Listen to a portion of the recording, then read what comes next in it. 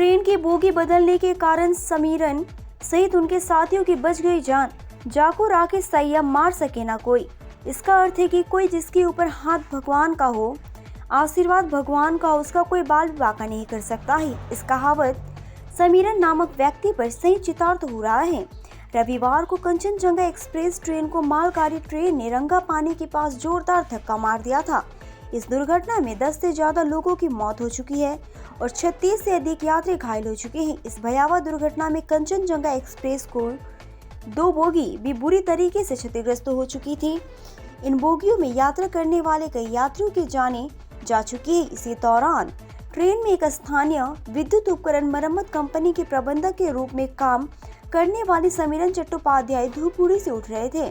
वो उस बोगी में उठे जो बोगी बुरी तरीके से दुर्घटनाग्रस्त हुई है, लेकिन शायद उनके ऊपर ईश्वर की कृपा थी, इसीलिए धूपगुड़ी में जिस बोगी में वो चढ़े थे उसे बदल दिया। उस बोगी में भीड़ ज्यादा थी, इसलिए मैनागुड़ी में उतरकर दूसरी बोगी में चले गए। वही नहीं, उनके 3 साथी भी उनके साथ ही उस बोगी को छोड़कर दूसरे बोगी में चले गए, इसीलिए उनकी जानें भी बच गई। कुछ देर बाद उनको जोरदार झटका लगा और उन्होंने ट्रेन से उतरकर देखा कि चारों तरफ चीख पुकार मची हुई है। 2 बोगियां नष्ट हो चुकी है और लोग रो रहे हैं। हर तरफ चीख पुकार सुनाई दे रही है। स्थानीय लोग मदद के लिए आ गया और वह स्वयं भी लोगों की मदद करने में जुट गए। काफी संख्या में लोगों को उनके सामने अस्पताल पहुंचाया गया। वह इस घटना को याद करके आज भी कांप जाते हैं। उन्होंने जो दृश्य देखा है उसको कभी वो भूल नहीं सकते। चारों तरफ चीख पुकार उनकी आंखों के सामने रहता है। हालांकि उन्होंने जो लोगों की मदद की उससे वह कुछ संतुष्टि महसूस करते हैं। हर किसी मारे भगे ट्रेन में चढ़े गए और स्टेशन के बाद ट्रेन का कमरा बदल दिया। वह धूपगुड़ी स्टेशन से उठे और अगले स्टेशन मैनागुड़ी में कमरा बदल लिया। वह धूपगुड़ी से जिस कमरे में चढ़े थे वह एक दुर्घटना के कारण ढह गया। ये मिलन मौत के मुंह से लौटने जैसा है। दुर्घटना में प्रभावित ट्रेनों में से एक यात्री साधारण ट्रेन थी जो सबसे पहले जलपाईगुड़ी जिले के धूपगुड़ी स्टेशन से उतरी थी। हालांकि उस स्टेशन पर बहुत भीड़ थी, फिर भी वो मैनागुड़ी स्टेशन पर चला गया। गैरकटा के निवासी एक स्थानीय विद्युत उपकरण मरम्मत कंपनी के प्रबंधक के रूप में काम करने वाले समीरन चट्टोपाध्याय 13174 डाउन अगरतला शियालदा कंचनजंगा एक्सप्रेस से मालदा की यात्रा कर रहे थे, जो सोमवार को दुर्घटना का शिकार हो गई। अचानक झटका महसूस होने पर समीरन बाबू ट्रेन से कूद गए। तब चारों तरफ सिर्फ कराहना, चीखना और रोना था। वह किसी तरह अपने साथ तीनों यात्रियों और अपने साथियों को ढूंढने में कामयाब रहा। बाहर बारिश हो रही थी। इसी दौरान वह स्थानीय लोगों के साथ बचाव कार्य में जुट गए। घर लौटने के बाद उन्होंने खुद यह भयानक अनुभव सुनाया।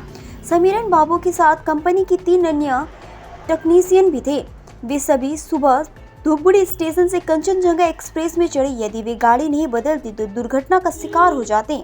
हालांकि बारात के दौरान गाड़ी बदलने से वे बच गए। समीरन बाबू ने कहा, हम सभी ट्रेन में बैठे थे। जैसे ही मैं एक स्टेशन के बाद दूसरे स्टेशन से गुजरा तो मुझे अचानक तेज झटका महसूस हुआ।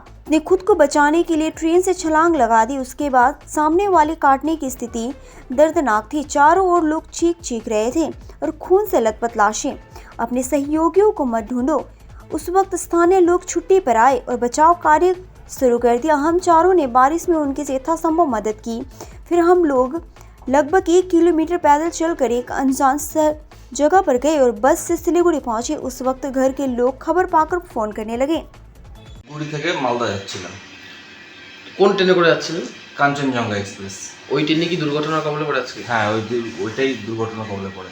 এমনি অভিজ্ঞতার কথাটা বলেন। আমরা ট্রেনে জার্নি শুরু করেছিলাম ধূপগুড়ি থেকে। তো শিলিগুড়ির পর থেকে ট্রেনটা বেশ স্লো চলছিল।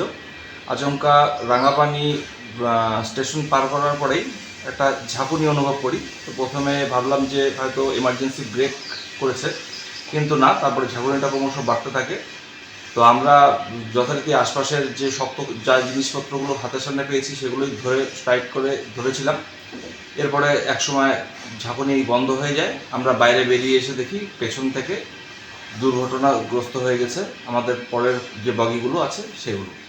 আপনি কি বগি চেঞ্জ করেছিলেন? হ্যাঁ, আমরা ময়নাগুড়িতে বগিটা চেঞ্জ করেছিলাম, কারণ আমরা যে বগিতে উঠেছিলাম সেই বগিটাই দুর্ঘটনাগ্রস্ত হয়েছিল। কিন্তু ময়নাগুড়ি অবধি আমরা ওই বগিতে থাকার পরে সামনের বগিতে যখন একটু জায়গা পাই আমরা সেখানে শিফট হয়ে গেছি। মানে হঠাৎ করে বগি চেঞ্জ করার চিন্তা কিভাবে এলো? না, যে বগিতে ছিলাম সেই বগিতে বেশ একটু ভিড় মনে হয়েছিল, যেখানে সামনে যে বগিটা আছে সেই বগিতে অনেকটা ফাঁকা সিট পেয়ে গেছিলাম আমরা। ট্রেনের স্পিড কেমন ছিল? স্পিড একদম কম ছিল। দুর্ঘটনার পরে কি করলেন? দুর্ঘটনার পরে তো যথারীতি বৃষ্টি পড়ছিল চারদিকে, আর জায়গাটা একটু দুর্গম। তবে আমরা বাইরে বেরিয়ে এসে দেখতে পারি এরকম লোকজন দৌড়দৌড়ি করছে। গ্রামবাসীরা তখনই চলে এসেছিল, তো রেস্কিউ অপারেশনগুলো ওরা হাত লাগিয়েছিল। তো আমরা কিছুক্ষণ থাকার পরে আমার যে সঙ্গীরা ছিল তাদেরকে খোঁজাখুঁজি করে ব্যাগপত্র ঠিকঠাক আছে কিনা ওগুলো দেখা পাওয়ার পরে আমরা আমাদের উদ্দেশ্যে আবার ফেরত বাড়ি চলে আসি। মানে এত বড় দুর্ঘটনার পর একেবারে অক্ষত হয়ে বাড়ি ফিরে আসা এখন কেমন লাগছে? তো ভালো লাগছে, ভাবতেও অবাক লাগছে যে বেঁচে ফিরে আসলাম আবার। মানে সবসময় তো শোনা যায় এরকম ট্রেন দুর্ঘটনার কথা, হ্যাঁ আজকে তো নিজে দেখলেন। হ্যাঁ, মানে যেটা আমরা মোবাইল বা টিভিতে দেখি, বাস্তবের সঙ্গে আজকে দেখা হলো, কিন্তু সেই অভিজ্ঞতাটা খুব ভয়াবহ, যেটা বর্ণনা করা যায় না। এমনি অ্যাক্সিডেন্ট হওয়া লোকগুলোকে দেখেছি আমি যখন সেরকমভাবে দেখতে পারিনি, এক দুজনকে দেখতে পেয়েছি, কারণ সেই সময় আমি আমার বাকি যারা সঙ্গীরা ছিল তাদের খোঁজাখুঁজিতেই ব্যস্ত হয়ে পড়েছিলাম। সেই সঙ্গে বৃষ্টি চলছিল, আর সেই সঙ্গে এক জায়গাতে প্রচুর লোকজন একত্রিত হয়ে যাওয়ার পথে সেরকমভাবে আমি আর দেখে উঠতে পারিনি। তারপরে কিভাবে বাড়িতে আসলে? তারপরে আমরা যথারীতি গ্রামের রাস্তা ধরে খানিক দূর হেঁটে যাওয়ার পরে 4 লেনের রাস্তাটা পাই, সেখান থেকে একটা গাড়িতে উঠে আমরা ফুলবাড়ি আসি, সেখান থেকে বাসে করে আমরা বাড়ি আসি। বাড়িতে জানে ঘটনার কথা? হ্যাঁ, বাড়িতে জানে। আমাদের দেখার পরে একটু তারা স্বস্তি পেয়েছে। কি কাজ করেন আপনি? আমি একটা ইলেকট্রিসিটি কোম্পানিতে কাজ করি আর কি। আজকে আবার কাজেও যোগ দিয়েছেন?